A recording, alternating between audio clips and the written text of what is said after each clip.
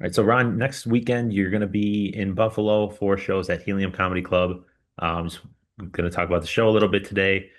First, I'll start. What can people expect from the show? They can expect same thing I've been doing for the past. I'm coming up on 20 years of comedy, so you can expect me at my very best, my sharpest.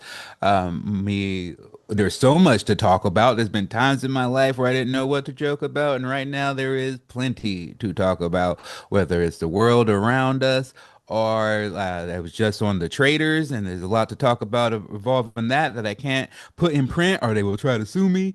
So I'm looking forward to that. And I mean, the best thing I've been getting is a lot of notes from people online saying that right now in this world, I'm feeling a little sad. I'm feeling a lot overwhelmed.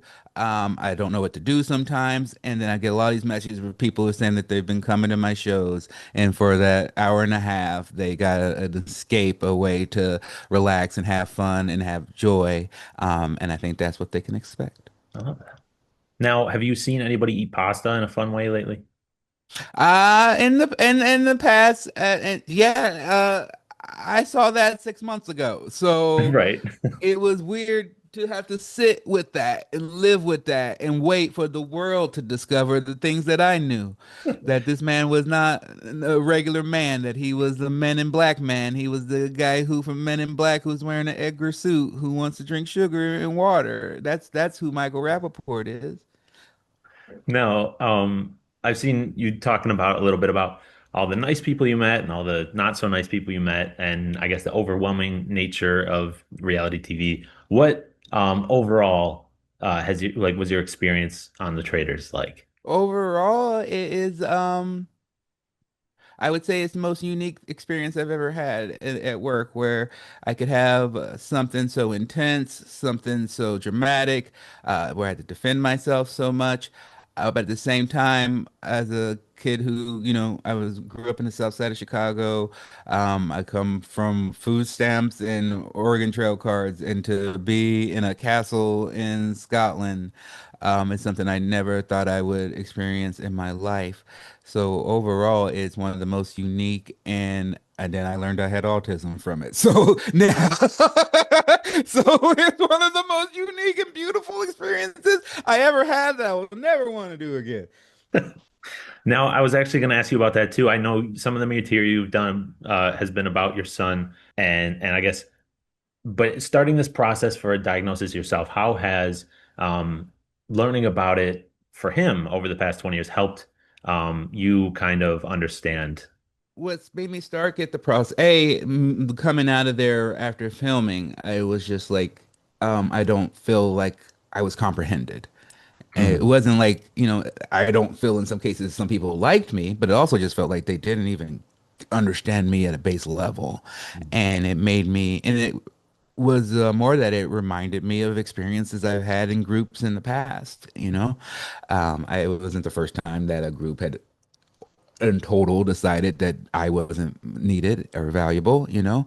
So it just kind of reread some things in my head from being a teenager, from being in middle school, and then seeing it back and seeing some mannerisms that reminded me of my son.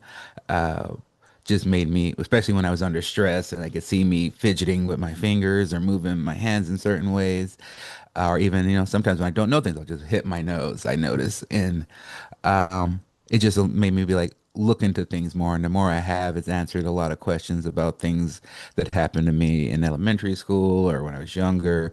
And it's just something, I don't think everyone has to get a diagnosis to know if they are on the spectrum, but my son did when he was 2, and it was a lot, and they had to draw his blood and they had to hold him down and all these things.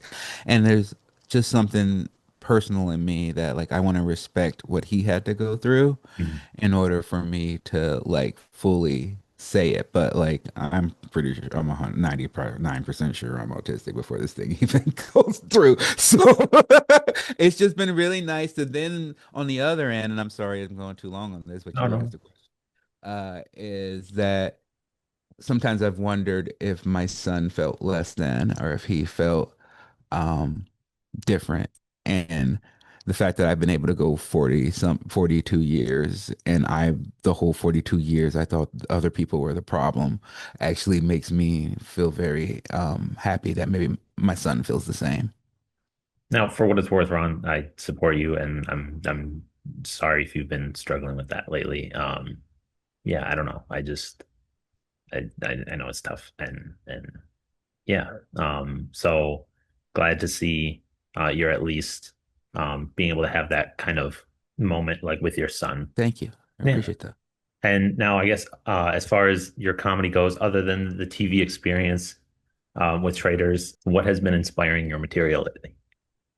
Oh, what's inspired my material lately are both my sons. You know, I'm in a position that I don't think I was gonna say enviable, but I don't think anybody else would want it. Where I have a full adult male in my house who's almost 23 years old, and then I have a 3-year-old. You know, so I have a big range of parenting things to go through. You look out in the world with everything that's going on with ICE and all those things. It's like I have to joke about that. I just have to like. So there's plenty to talk about, and I talk about it. Oh, absolutely unrelated also. I saw you on Jennifer Hudson yesterday. I've seen a couple of your other appearances, Mina Kimes, a few other things.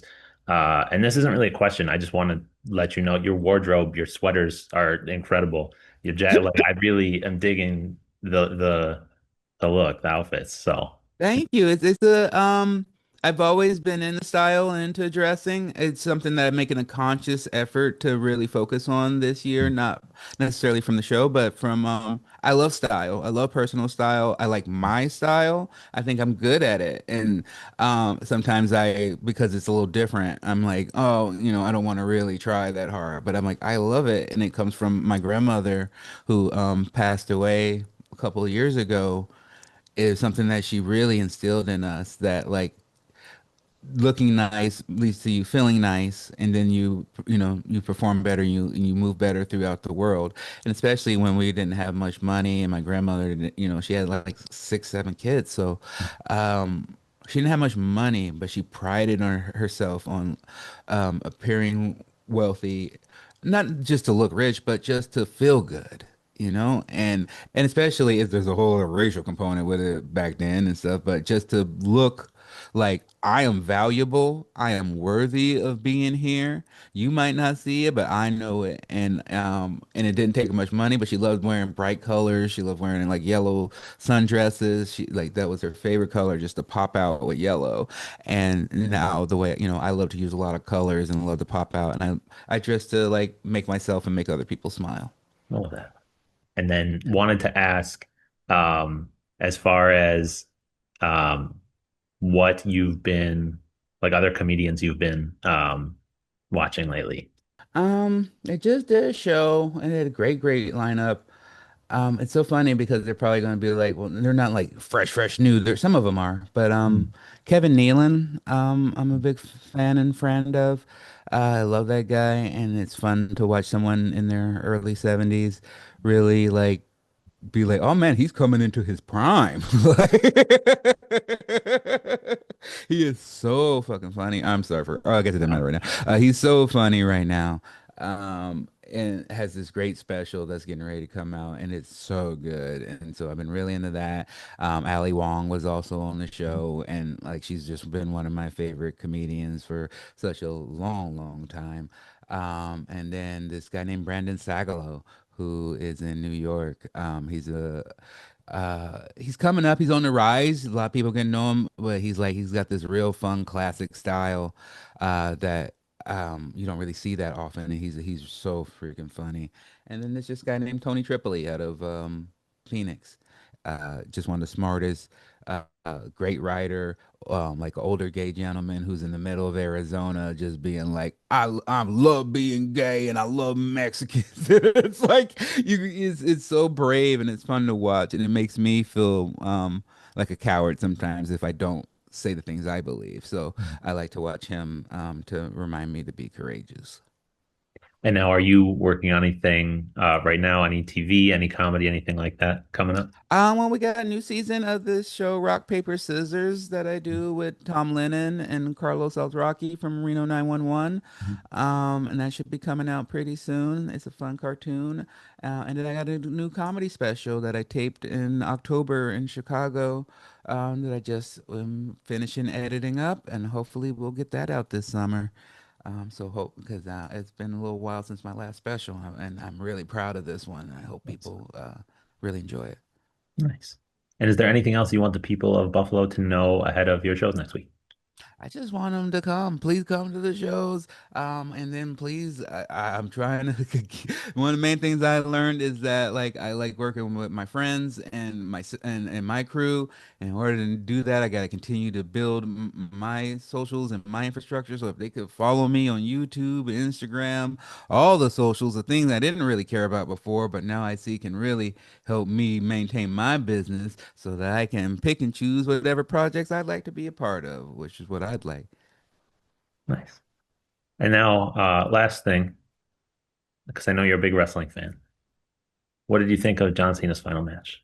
I thought, okay, all right, you want to go 20 more minutes? Um, I don't mind it at all. I Hmm. 100% believe he should have lost. I Hmm. also believe he should have lost to Gunther. I just would have done it a little bit differently. Happy to pitch it. You're not going to be able to use this. It goes too long for sure, but I'll give you a more of a regular sound bite afterwards. But what I think would have been great is for them to do all the ceremonial stuff at the beginning. Hmm. Come out, be like, look, I know we're celebrating. We don't know how this match is going to turn out, so let's do it now. Play that video at the beginning about him. Have him out there crying. Have him do stuff. Have the rest of the show go on, and then at the end of the show, have Gunther just beat the crap out of him and choke him out. But I don't even. The only mistake I feel is that like that never give up is a big deal for a lot of people, Right. especially a lot of people who are neurodivergent or people who, he does a lot with the Make-A-Wish Foundation, and that Right. meant a lot to them. So to see him Yeah. tap out, it's just something feel like I would have kept sacred. I Hmm. would have rather have Gunther choke him out. He never gives up, and he Hmm. just passes out. And yes, baby. He's like, you're talking about John Cena. I hear you. Sorry to pull you on this tangent. Choke him out, leave him in the middle of the ring, passed out, have Gunther take his boots off, have Gunther take his armband off, and then just like have him leave his boots in the middle of the ring. Gunther takes his armband as a trophy, and we leave with John Cena sprawled out snowman style in the middle of the ring. That's how I would have done. Now to give it a more soundbite thing, John Cena's a freaking legend. I love him. I think the match was amazing. Gunther was the perfect opponent, and John Cena is still my hero when it comes to hair transplants because that's what I had to go do. That's why I was in Turkey right before the Traitors. If you look at me in the Traitors, I'm bald as hell, but now I'm not. I put the hat on because I still got comb it. It's still not. I'm not 100% at it yet. But if I had to put the effort on it, it would be popping and looking nice right now. And I thank heroes like John Cena for being open about people bullying us about our bald spots where they bullied us so much we had to go to Turkey. Ron, thank you so much for your time today. Thank you for all of that. Looking forward to the shows next week. Yeah, I really appreciate you doing this, especially it's 7 a.m. where you are right now. Yeah. Yeah, thanks for getting up early and doing this. I really appreciate Oh, it. this is, I mean, Well, he's up, so I'm up here this time anyway, but I just, I appreciate you having getting the word out and I appreciate the way and the style that you do it. I appreciate it. absolutely. Yeah. Thank you again. Of course. Have a great day. You too. Bye.